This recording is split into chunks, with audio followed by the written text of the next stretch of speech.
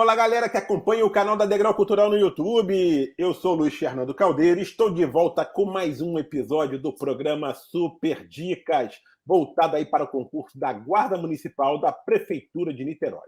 Como vocês já sabem, estou entrevistando professores de todas as disciplinas que vão cair na prova do concurso para a Guarda de Niterói, né? E para eles darem dicas aos futuros candidatos. Caso tenha perdido algum episódio, basta conferir a playlist que está disponível aqui no canal da Degrau Cultural no YouTube.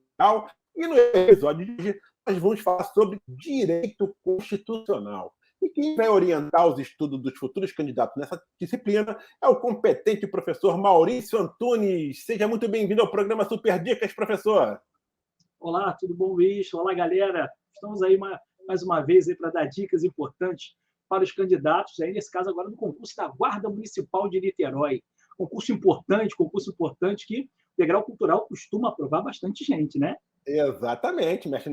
De todos os aprovados do último concurso que tomaram posse lá, mais de 40% estudaram na Degrau Cultural, ou seja, é um quantitativo que a gente teve quase metade de todos os aprovados. Então a Degrau Cultural realmente arrebenta aí em concurso para a Guarda Municipal de Niterói. E fica aí já o convite do pessoal para se inscrever nas nossas turmas que já estão aí com inscrições abertas. E, mestre, você faz parte dessa equipe maravilhosa de professores da Degrau Cultural, né? Você vai lecionando, está lecionando na turma, né, de direito, na parte de direito constitucional para a Guarda Municipal. Eu queria que você, a gente queria iniciar essa entrevista perguntando para você o seguinte, mestre, qual é a melhor forma de estudar direito constitucional especificamente para esse concurso da Guarda Municipal de Niterói? Olha, direito constitucional é uma disciplina, né? É um ramo do direito, né? É uma das ciências jurídicas, né? Uma ramificação do direito que é uma ciência maior. É claro que quando se fala em direito, a gente não tem um direcionamento objetivo para somente o que está na norma jurídica pode ser cobrado na prova. Não é dessa forma. Porque o direito a gente vai ter, mesmo que pensando de forma objetiva para a prova de concurso, a gente tem possibilidade de cobrança, por exemplo, em cima da doutrina, em cima daquilo que vem dos livros de direito constitucional, né? A gente tem, no caso do direito constitucional especificamente, em alguns momentos, a jurisprudência do Supremo Tribunal Federal apontando para a justificativa na questão. Entretanto, se tem algo, né, que sempre é cobrado, e aí vale para qualquer banca, mais ainda quando falamos numa prova como para a Guarda Municipal, é o texto constitucional. Independentemente de característica de banca, o estudo da Constituição tem que ser feito. Quando você não tem o edital ainda, e é o nosso caso, na Guarda Municipal de Niterói, o ideal é pegar o último conteúdo programático, identificar, e no caso no último tinha até artigos apontados no conteúdo programático, ficou facilitado para o candidato a partir do edital, né? Sendo que, como a gente não tem o novo, pega-se o último, e aí leitura da Constituição. É evidente que alguns pontos, por ser guarda municipal, por estar fazendo parte da segurança pública, ligação com o Poder Executivo, alguns pontos têm uma tendência maior, entretanto, pegar o último programa. É a primeira coisa a ser feita. Pegar o último programa, identificar os artigos da Constituição e, cair dentro, começar a ler exaustivamente. É o primeiro passo para a gente pensar em estudo de direito constitucional, e aí vale para outros concursos também, porque o que mais é cobrado é a partir do próprio texto, seja de forma direta ou uma interpretação a partir do mesmo. Ou seja, o candidato tem que saber a letra da lei, não tem como fugir disso. Não tem jeito, tem que estudar a Constituição. As variações das bancas, elas se dão uma coisa maior em cima do que está no texto, outras de forma mais interpretativa, e até saindo do texto, como eu disse, indo até a doutrina e a jurisprudência. Mas na esmagadora maioria das questões, o fundamento está na Constituição. Então é importantíssimo, claro, né, que existem algumas partes em que há uma maior tendência, existe um histórico para a gente analisar, é o nosso trabalho, né? Mas, sem dúvida, o candidato, o que ele já pode fazer sozinho? Ele já pode pegar uma Constituição, lembrando, atualizada, isso é muito importante, e começar a estudar. Para você ter uma ideia, o tradicionalíssimo artigo 5º da Constituição, ele que, por muito tempo, ele sempre ficou da mesma maneira, as pessoas estudando. Em 2004, passou por uma mudança, acréscimo de parágrafos, acréscimo de incisos, e aí ficou por um bom tempo assim, né? Então, a gente, fevereiro de 2022, acréscimo, emenda constitucional alterando o texto. Então, se você está em 2022 e não estuda com uma Constituição atualizada, você já está sem um inciso no importantíssimo artigo 5º. Então, eu só estou dando um exemplo de um artigo que é importantíssimo para qualquer prova de segurança pública, né? Na verdade, de uma forma geral, para questões de direito constitucional sempre, e que já tem algo diferente ali, né? Então, sempre tem que estudar com uma Constituição atualizada e, no primeiro momento, pensando no último conteúdo programático. É a referência. Claro que saindo do edital, teve mudança, faz-se as adequações. Você acredita em mudança, mestre, no programa? Por exemplo, houve alguma atualização, por exemplo, de 2019 para cá? Atualização na Constituição, sim, como eu disse, no artigo 5º teve mudança, algumas mudanças aconteceram no ano de 2021, por exemplo, modificações como o artigo 6º, que tradicionalmente era ali só um caputzinho com os direitos sociais. A gente tem um parágrafo único que trata daqueles com vulnerabilidade social, uma renda mensal. Então, vem tendo algumas mudanças, e mudanças, inclusive, na parte voltada para direitos fundamentais. São coisas importantes que sempre aparecem em prova e sempre há de se preocupar aquele que vai estudar para o concurso estar atualizado. Não tem como estudar com material desatualizado, porque dependendo da banca, existe uma tendência maior ou menor, mas sempre é possível a cobrança daquilo que é novo. Né? Mas você acha que algum outro assunto que não estava elencado naquele programa pode ser incluído, ou você acha que dificilmente vai fugir daquilo que já está lá? Impossível nunca é, né? A gente que já trabalha bastante tempo com concursos públicos, a gente sabe que pode haver mudança, evidente que tem essa possibilidade. Tudo pode acontecer nesse sentido.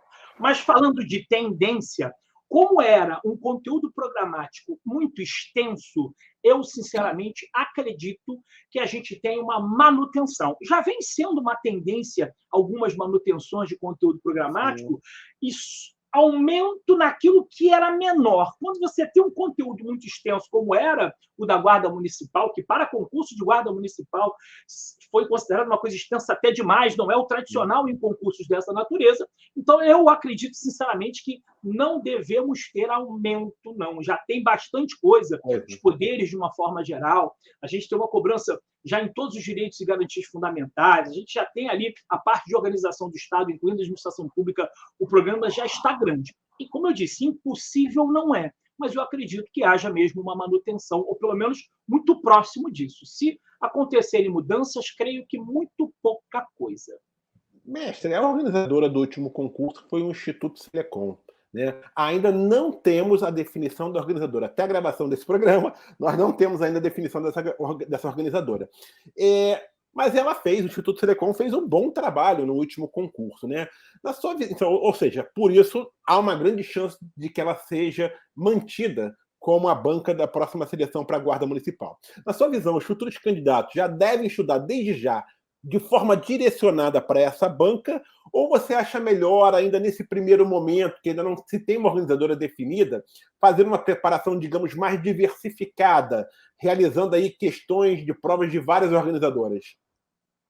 O que acontece? Como a Silecom é uma banca que, falando no direito constitucional, ela tem uma tendência de ataque em cima do texto muito grande, então, na hora do candidato estudar, sabendo que há essa tendência de manutenção, inclusive de banca, e que é uma banca que tem uma característica muito parecida com a maioria das bancas. A gente tem algumas bancas, como, por exemplo, CESP-Sebrasp, né? A gente continua chamando de CESP, mas o nome agora é Sebrasp, FGV, que às vezes faz uma cobrança um pouco mais apurada.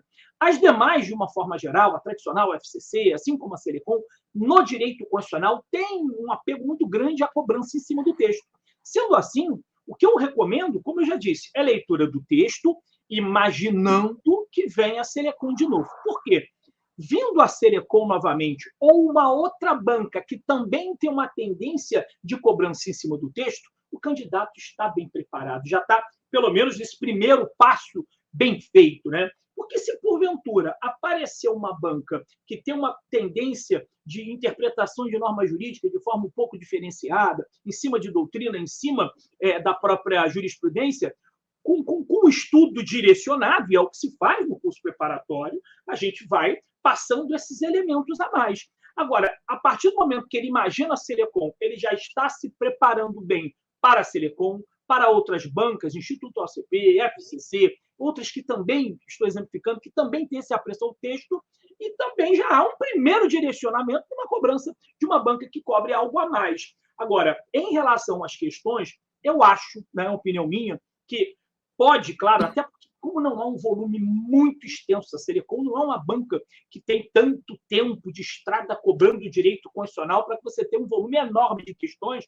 Então, até para exercitar bem, que exercício é sempre muito importante, além da leitura da Constituição, eu recomendo que, na hora de exercitar especialmente, que outras bancas também sejam experimentadas. A partir do momento que for falado, olha, é mesmo a Selecom? Direciona para a Selecom, ou então para outras bancas também que têm uma característica parecida.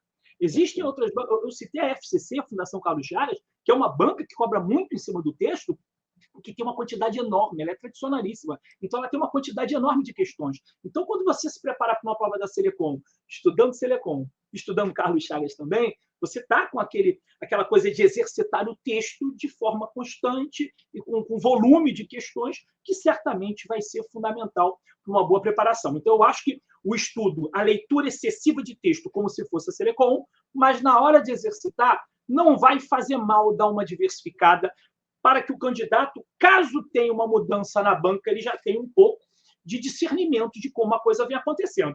Foi divulgada a banca oficialmente, aí a concentração é na banca ou características similares. Perfeito. E o perfil, então, da banca, o perfil de prova de direito constitucional do Instituto Selecom é a letra de lei totalmente? Ou também tem questões de doutrina, jurisprudências? A Selecom, súmulas? especialmente em provas de nível médio, que é o caso, ela tem um ataque bem efetivo em cima do texto da Constituição. Por isso, eu reforço, sempre é importante, vai fazer prova de direito constitucional.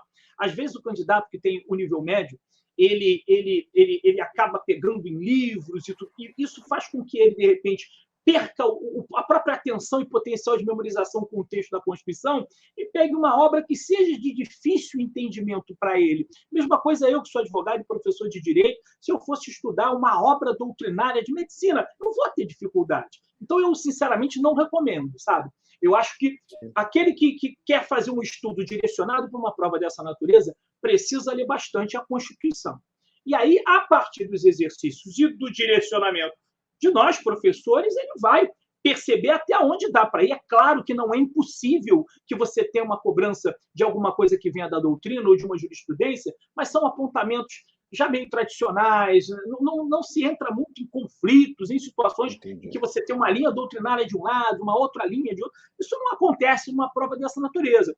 Precisa, sim, de um básico, até porque, para a própria compreensão do que está na Constituição, um básico de direcionamento doutrinário precisa, e por isso o curso é importante, sem nenhuma dúvida, mas o que o aluno pode fazer sozinho, e já começando para ontem, leitura da Constituição. E a Selecom, especialmente, é aquela que tem essa característica, assim como outras, de muito apego ao texto. Então, quanto mais lê texto, mais preparado o candidato está.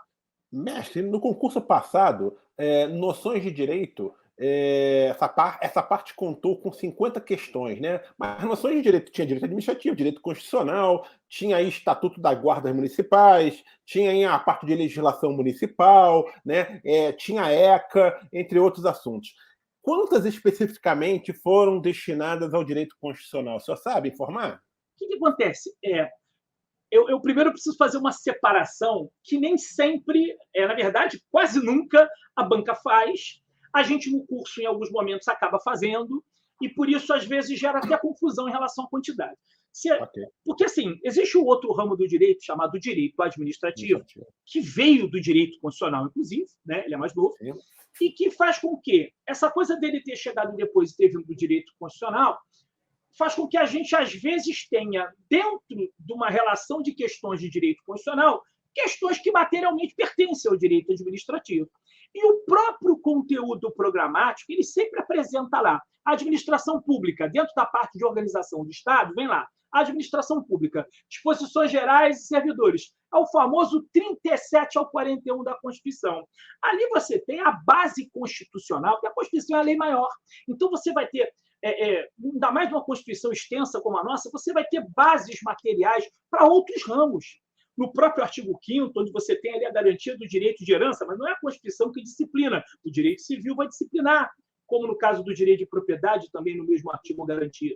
Vai ser né, quando entra a propriedade privada, vai ser o direito civil. E quando a gente fala da administração pública, na nossa Constituição, o direito administrativo é aquele que vai apresentar o estudo específico da administração pública, das leis que regulamentam as previsões constitucionais. Então, hoje em dia, a gente tem um ramo específico. Mesmo assim, em conteúdos programáticos, aparece a administração pública, né, e é no direito constitucional também. Então, se a gente pegar na sequência de questões, a gente consegue perceber, mesmo quando a banca coloca conhecimento específico, noções gerais, você vai sentindo, você vendo, de acordo com a Constituição, daqui a pouco, o ECA, ele está cobrando o Estatuto da Criança e Adolescente.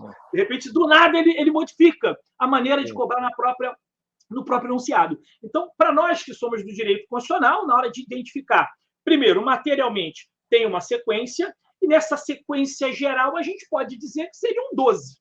Porque começa numa questão que trata de princípios fundamentais, que, aliás, é lá do 1º ao 4º, foi especificamente do artigo 3º, e dentro da sequência, a última que tinha, 144 da Constituição, Segurança Pública. Então, esse somatório em sequência eram 12 questões. Agora, dessas 12, 3 pertenciam materialmente ao direito administrativo, mas estavam na sequência de direito constitucional. Então, englobando a administração pública também, a gente pode falar que foram 12 questões. Se a gente quiser tirar a parte de administração pública, que é bem pertinente também tirar, né? É o que fala o professor de Direito Administrativo, de administração pública, né?